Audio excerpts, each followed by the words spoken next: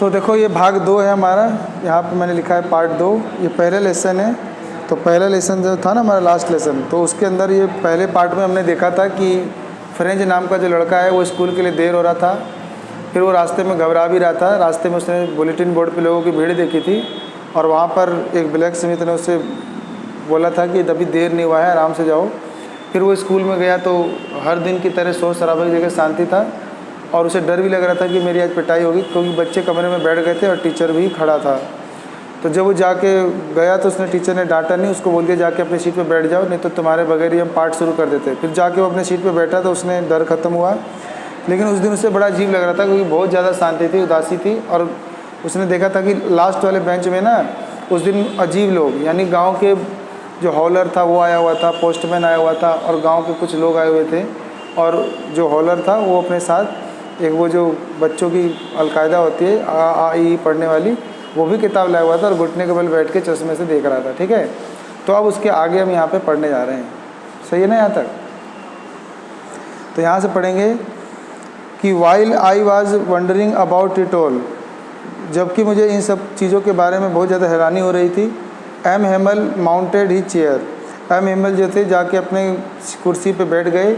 And in the same grave and gentle tone, और उनकी वैसे ही आवाज़ थी, जेंटल और जैसे होती है वैसी आवाज़ में थे वो। And which he had used to me said, और वो अक्सर हमसे कहते थे कि माई चिल्ड्रन, मेरे बच्चों, this is the last lesson.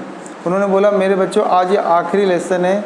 I cell give you, जो मैं तुम्हें आज पढ़ाने जा रहा हूँ या देने जा रहा हूँ, आज आखिरी लेसन पढ़ेंगे। मतलब the order has come from Berlin, Berlin क्या है? जर्मनी की राजधानी। कहता है जर्मनी की राजधानी बर्लिन से एक ऑर्डर आया है, आदेश आया है कि to teach only German in the school of Alsace and Lorraine. अभी हमने शुरू में पढ़ा था ना कि जर्मनी के लोगों ने पर्सिया के द्वारा यहाँ पे जो ये फ्रांस है, यहाँ पर इन्होंने दो डिस्ट्रिक्ट छीन लिए थे ना, कब्जा कर लिया था। उसका क्या नाम था? अल्सेक और लॉरेन। तो अल्सेक और लॉरेन के स्कूलों में ऑर्डर आया था कि अब जर्मनी भाषा पढ़ाया जाएगा। तो यानी यहाँ के लोग फ्रेंच भाषा पढ़ते होंगे, तो अब वो इलाका किस में चला गया? जर्मनी में। और जर्मनी के लोग कह रहे हैं, सरकार कह रही है कि भाई अब जिनको जर्मन सिखाया जाएगा। याद रखना बर्लिन जो है जर्मनी की राजधानी है। आगे लिखा है कि द न्यू मास्टर, फिर टीचर ने बताया एमएमएल ने कि जो नए मास्टर हैं कम टुमारो, कल आ जाएंगे पढ़ाने के लिए।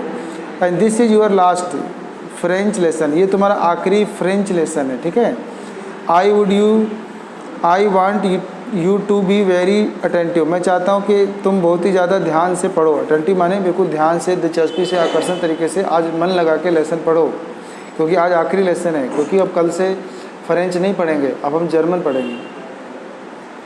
वाट ए थंडर क्लैप, कहता है कि ऐसे लगा कि कोई थंडर क्लैप हो गया, यानी एक बिजली कड़क गई या बिजली गिर गई।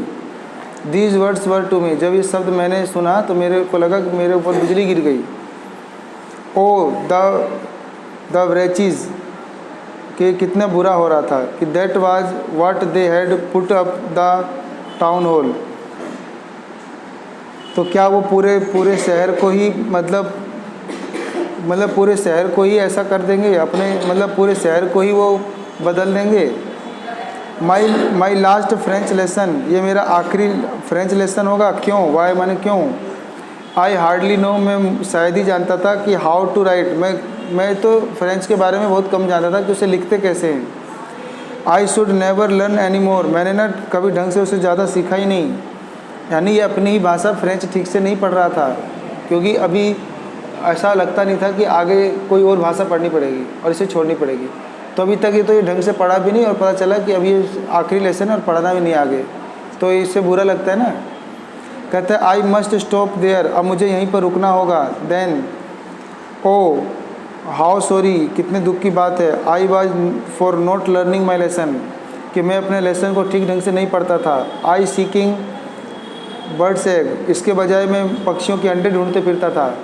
गोइंग स्लाइडिंग ऑन द सार माई बुक, कह रहे अपनी किताबों में मतलब स्लाइडिंग ऑन द सार मतलब पन्ने ही पलटते रहता था और ढंग से उसमें पढ़ता नहीं था मन लगाकर। And that had seemed such a nuisance a while ago, और ये सब ना बहुत ही ज़्यादा मुझे अब बेकार लग रहा था। पहले तो मुझे ध्यान नहीं रहा, मेरे को पढ़ने की जगह मैं इधर उधर घूमता था। सो हैवी टू कैरी, मुझे इन किताबों को उठाना बहुत ही भारी लगता था। माई ग्रामर, मेरी ग्रामर की किताब भारी लगती थी। And my history of the saints, मेरी संतों की हिस्ट्री भारी लगती थी। And were old friends now, और मेरे जो पुराने दोस्त थे, that I could not give up, और मेरे जो दोस्त थे वो हार नहीं मानते थे। And M Hemal to, M Hemal ने भी मुझे बहुत सिखाया। The idea that he was going away, that I should never see him again, तो ये विचार मुझे ठीक नहीं लग रहा था कि अब मैं उनको दोबारा नहीं देख पाऊँगा, अपने ही टीचर को। भले ही ये उनसे अब तक नफरत करता था कि उनको डांटते होंगे, मारते होंगे, पीटते होंगे, ये पढ़ता नहीं था। लेकिन अब जाके इसको जब ये सुना ना, तो इसको भावनाएं बिल्कुल देखो बदल गई। ये सोच रहा है कि ये क्या हो गया, ये भाषा तो अभी मेरे को पढ़ना था, सीखना था, टीचर भी इससे अच्छे लग रहे थे। Made me forget all about his ruler, अब क्या मुझे उनके सभी चीज़ें भूलनी होगी, उनके रूलर को भूलना होगा जिससे वो मारते थे। एंड हाउ क्रैंकली ही वाज, और वो कितने ज़्यादा क्रैंकली थे, यानी वो मतलब सनकी थे, तो उनको सनकी भी बता रहा है। कहता है कि पुअर मैन, बेचारे लोग। It was in honour of this last lesson, तो इस लास्ट लेसन के सम्मान में जो आए थे। That he had put on his fine Sunday cloth, सबने फाइन संडे को जैसे कपड़े पहनते हैं वैसे ही पहने हुए आए थे सब गांव के लोग। एंड नाउ आई अंडरस्टूड, और अब मैं समझ सकता था, तो अब मैं समझ सकता था कि why the old man of the village were sitting there in the back of the room, क्यों गांव के जो लोग हैं, बूढ़े लोग हैं, वो आए हुए थे और हमारे कक्षा के रूम में पीछे बैठे हुए थे। इट वाज बिकॉज, वो इसलिए था कि दे वर सॉरी, क्योंकि वो ना खेद व्यक्त करने आए थे, टू बहुत ज़्यादा दुख व्यक्त करने आए थे कि that they had not gone to school more, कि वो और ज़्यादा अब स्कूल नहीं आ सकते या अपने बच्चे स्कूल नहीं भेज सकते। It was their way of thanking our master, तो ये उनका तरीका था जो अपने मास्टर को वो धन्यवाद करते हैं कर सके।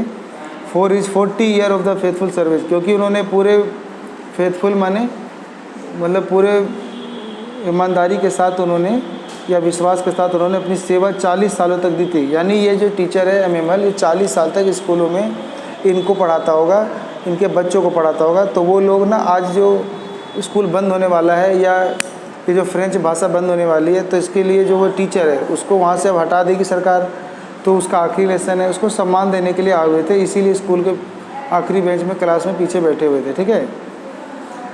And of showing their respect, और अपना सम्मान दिखा रहे थे for the country that was there no more, कि जो उनका देश अब नहीं रहा, तो उस देश के लिए वो अपना सम्मान भी दिखाने के लिए गाँव वाले आए हुए थे। तो गाँव वाले ना पूरा टीचर को सम्मान इज्जत देने के लिए उस दिन आए हुए थे।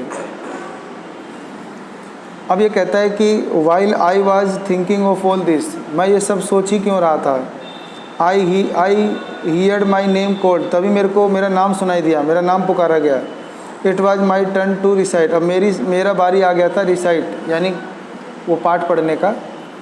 तो what would I not have given to be able to say that dreadful rule for the particle all thought, मैं तो सोच रहा था कि आज मैं बिना डरे सारे पार्टिकल के नियम झट से बता दूं, बिना रुके, और वेरी लाइट जोर से बताऊं, क्लियर साफ बताऊं, एंड विदाउट वन मिस्टेक, बिना एक गलती के ही बता दूं, यानी आज मैं दिखा दूं कि हाँ मैं जानता हूं। बट लेकिन I got mixed up on the first word, लेकिन मैं तो पहले ही इस शब्द में अटक गया। तो जब इसके टीचर ने बोला कि तुम्हारी बारी आ गई पढ़ो, तो जब पढ़ा तो उसे पढ़ ही नहीं पाया, पहले ही शब्द में अटक गया, यानी अपनी खुद की भाषा नहीं सीख पाया फ्रेंच। एंड स्टूड देयर, और वहाँ खड़े रह गया। And holding on to my desk, अपने डेस्क पर वो किताब पकड़े खड़ा ही रह गया। एंड वो कहने लगा कि, और वो सोचने लगा, माई हार्ट ब्रीथिंग, मेरा हृदय उस समय बहुत ज़ोर से सांस ले रहा था। And not daring to look up, और मेरे अंदर हिम्मत नहीं हो रही थी कि मैं ऊपर करके उन्हें देखूं अपने टीचर को, क्योंकि टीचर को बुरा नहीं लगेगा, क्योंकि वो इतने दिन से पढ़ा रहा है और फिर एक बच्चे को बोले कि पढ़ो और वो फिर पढ़ नहीं पाए, एक शब्द नहीं पढ़ पाए, तो टीचर को भी कितना बुरा लगता है। उसको खुद बुरा लग रहा था और वो ऊपर देख के नहीं ऊपर टीचर के आँख में आँख नहीं देख पा रहा था। आई हियर्ड, फिर मुझे सुनाई दिया कि एम हेमल कह रहे थे मुझे, से टू मी, कि I would not scold you, कि वो कह रहे थे कि मैं तुम्हें डांटूंगा नहीं। लिटिल फ्रेंच, मैं तुम्हें डांटूंगा नहीं। You must feel bad enough, तुम्हें खुद ही बहुत ज़्यादा बुरा लग रहा होगा। सी, देखो, हाउ इट इज़, देखो क्या क्या है। एवरी डे, रोज़ाना we have said to our self, रोज़ाना हम अपने आप से यही कहते हैं कि I have plenty of time, कि मेरे पास काफ़ी समय है, बाद में सीख लूँगा। I will learn it tomorrow, मैं से कल सीख लूँगा, बाद में सीख लूँगा, बहुत समय है। एंड नाउ यू सी, और अब तुम देख सकते हो कि where we have come out, कि अब हम कहाँ आ चुके हैं। That it is a great trouble, हम हमारे ऊपर बड़ी समस्या आ गई है, अलसाक में आ गई है हमारे क्षेत्र में। यानी see puts off learning till tomorrow, हमने अपना सारा सीखने का काम टालते गए, छोड़ते गए। मतलब होता नहीं है, हम अपनी पढ़ाई टालते रहते हैं, कल कर लेंगे, कल कर लेंगे। तो अब ऐसा दिन आ गया कि कल करते करते अब आखिरी लेसन आ गया और अभी तक हमने कुछ सीखा ही नहीं। तो इतने दिन भी हमारा पढ़ना लिखना था, सब बेकार हो गया ना।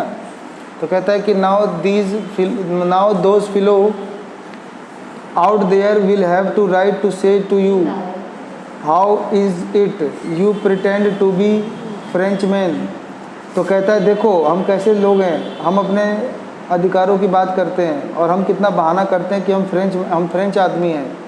And yet you can neither speak or not write your own language, बल्कि देखो हम अपनी खुद की भाषा ना तो बोल सकते ना लिख सकते हैं, तो काहे कि हम फ्रेंच मैन और देशवासी बन रहे हैं। But you are not the worse, लेकिन इसमें तुम्हारा भी कोई गलती नहीं है।